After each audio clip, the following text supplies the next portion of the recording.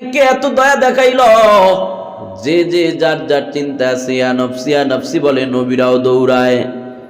এই জায়গায় কেটা তোমার একটা নেকি দিয়ে এত দয়া দেখাইলো? কিয়ামতের ময়দানে কঠিন একটা অবস্থায় তোমার প্রতি এত দয়া কে দেখাইলো? তারে আমি একটু দেখতে চাই। আল্লাহ পাক ডাক দিয়া কয়, যাও যাও, ওই বান্দাটাকে আমি আল্লাহর সামনে দাঁড় করায় দাও। আল্লাহ পাকের বান্দাটা যায় বলে, ভাই তুমি কি একটু আমার সাথে চলবা?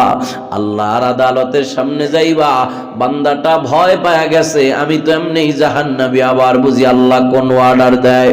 বলে, ভাই চলো চলো, আল্লাহ পাক তোমারে দেখবার চায়।